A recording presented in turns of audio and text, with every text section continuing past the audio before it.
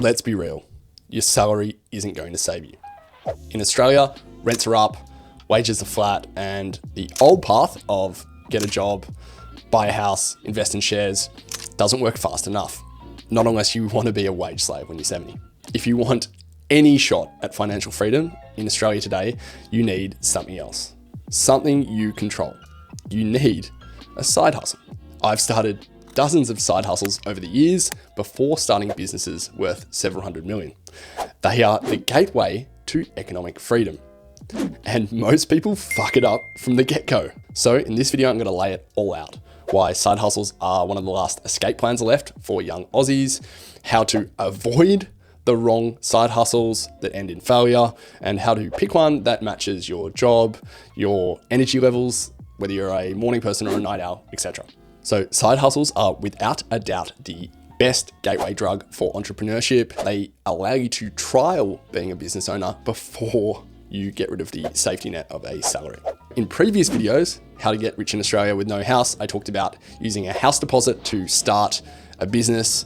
That's my favorite way to get ahead. I also talked about, in the last way to get ahead in Australia, how sweat equity is an amazing way to build wealth if you have no money, but the side hustle is probably just right. It sits halfway between. There's no doubt that in Australia today, to get ahead, you need a second source of income. A business in the back ticking away. It allows you to live in a nice area, to pay a mortgage, and to not stress too much about money. But the thing with side hustles is that most fail. And the cause of this is burnout when life gets in the way. And so you can actually trace this back to people choosing the wrong side hustle. They choose something like an agency where they have to hustle after work when they're tired, or they do cashies on weekends and can't have any fun. A good side hustle fits in with your life and doesn't detonate if you decide to take a few days off or spend a Sunday being a hungover piece of shit. And so we have a very narrow set of conditions of good side hustles that don't end in tears. But it's worth the shot, because if you do get your choice right, it's better than investing when you're young and impatient, because you can add $50,000, $100,000 of salary to your income, or even better, you can upgrade your side hustle into a full-time job, which is the dream. So what makes a good set of business characteristics for a side hustle? Well, you need to be able to manage it in 2 days a week. Let's call it 15 to 20 hours. You need to avoid external deadlines as much as possible, because life will get in the way. You'll drop the ball, you'll get stressed, you'll burn out. And so you need something that can survive a couple of days without you.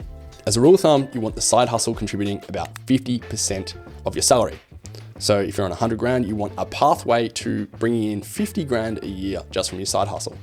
Otherwise, the management overhead of running 2 jobs is just not worth it. And you should be able to do all of this without lying to your main job. You should be straight with them, and little fibs have a habit of coming back to bite you. I've seen it. Okay, so what kind of side hustles does that actually leave us? Well, let's refer to my favorite spectrum. It's the product services spectrum. A product is something easily replicated. So the more that you produce it, the less time is required from you. It might be a piece of jewelry, it could be a tool or a newsletter or a piece of software. A service at the other end of the spectrum requires you doing the work. It might be renovating someone's house, or designing a logo, or building a website. You want to avoid services at all costs for side hustles because they are very hard to systematize. But hang on.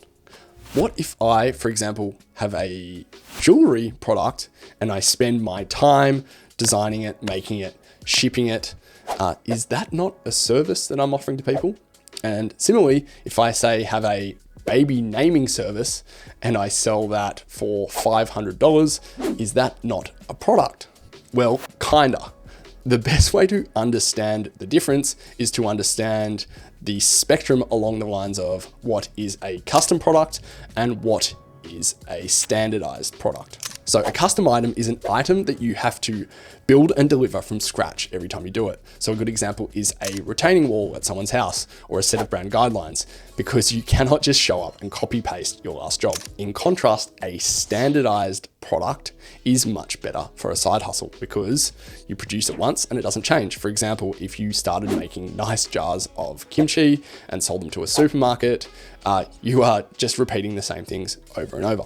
And so in the middle of the spectrum, we have things called productized services, just sort of halfway. And the baby naming service is a good example, because when you name the babies, that's the actual work being done. That's the custom work, but everything around it is standardized, like the pricing, and you can even sub someone else in to do the naming. It's a lot more compartmentalized. So for your side hustle, you want to be shooting for something that is a productized service or a standardized product, and steer clear of custom services. So the next lens we're going to apply is the digital to physical product access. Digital products have become all the rage. Things like newsletters, courses, etc. They're popular because you can take your laptop, go to Bali and ship to audiences all around the world. They are pieces of code or they are pieces of information that electronically can be copied, can be duplicated, and so you can sell into niches around the world really easily, the huge global population, and you can basically make money while you sleep. The best thing about digital products is they can be sold globally. So you can find a niche, you can turn a niche into a huge audience by selling around the world. And this leans on the fact that information like courses and code can be replicated at zero marginal cost. Meaning, once you've made a product, it doesn't cost you anything extra to produce it again. So your only costs are some fixed costs with, say, a Shopify subscription or the cost of running ads. You don't have to pay for the raw materials or the input costs for each additional unit. But the best thing about them is also the biggest drawback, because the easier that something is to get started and sell into a market, the more likely it is to have competition from other people all around the world. By the way, if you're going to do this, check out my video on why 99% of products fail, because it goes into the filters you can use to determine if a product has the perfect amount of competition, etc. And so on the other end of the spectrum with physical products, these are things in the physical world that you design, you build, you get made. And so I suppose the downside is that they have much longer lead times. They have costs of getting them shipped, costs of inventory, costs of storing them. But the plus side is there is much less competition in this world. Apart from being harder to replicate, a lot of people find physical products easier to sell into a local market, like literally local markets, or selling to friends of friends or people on Facebook Marketplace.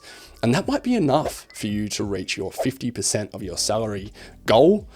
So that is a massive advantage. And you're not shutting the door on being able to sell globally to a huge audience either. And so you want to avoid this middle ground, which is physical products that are easy to replicate. Things like drop shipping, because there's lots of competition in that space and there's no real moat. Okay. The last thing to mention is, and a lot of people forget this, so that's why I'm mentioning it, is that do not start a side hustle, do not start a product business unless you are willing to acquire customers. And customer acquisition is, I reckon, 80% of the game when you're starting your first business. And so unless you are willing to go out and talk to people and get a gauge on whether people are willing to buy your product, do not even bother starting a side hustle, because it will not end well. But I mean, thankfully, there are ways to do this. I just needed to be upfront. And so if we look at our 2x2 spectrum of product and service and digital and physical, you can see there are entire no-fly zones, absolute no-go zones where you should not be starting your side hustle. But in truth, the best side hustles aren't the most scalable. They are the ones that you keep doing. And so once you know where to play, you want to be leveraging the things that are unique to you. Your skill set, your current job, your interests, your body clock, etc. First, look at your job. Work out if you can take your job down to 4 days a week, talk to your boss. Look at your days. Can you start your day later? Look at your body clock. Are you a morning person? I did all my side hustles by getting up at 5 o'clock in the morning, with a large cup of black coffee. It sucked, but it allowed me to pump out 3 or 4 hours of work before I was required at my desk. Are you a social person? Are you willing to give up boozy nights on a Friday in order to preserve a Saturday morning of clear-headed time for work? Then look at your skills. What are you good at? What are you already connected to? Are there certain parts of your job that you love or you gravitate towards? Are you a writer? Okay, look at building a newsletter. Are you a plumber that likes machining things? Okay, what tools can we create? Are you a chef and you're frustrated because you see this unique problem that only you can see about how shit aprons look for the hospitality industry? Can you start an e-com fashion brand? You need to look at your own patch. In short, what problems do you understand that everyone else is sleeping on? Off the back of this, what networks do you have? Who do you know from your work life that you can sell this product into? And the last question is capital. How much cash do you have, or are you willing to put into your side hustle for it to pay back down the track? So you might want to spend 15 or 20 grand of buying some equipment like a 3D printer or something like that to get going. If you have no money, start on the productized services or a digital product. Start in those sectors of our map because they require the least startup costs. In the end, the point of a side hustle is not to earn millions of dollars in 12 weeks, so you can take that off your plate. The point of it is to build muscles, writing copy, shipping products, diversifying your skill set, and it's going to get you somewhere good. Even if you can't crack that income threshold and you need to try another idea, another side hustle, you are going to fail upwards, I promise. Hey guys, by the way, if you like that, I've got a spreadsheet on choosing the best possible product. It's in my email newsletter, which is in the description. Check it out. And so that's it. All the best with your side hustles. Let me know how you're going in the comments. Love yous all, and you believe it all.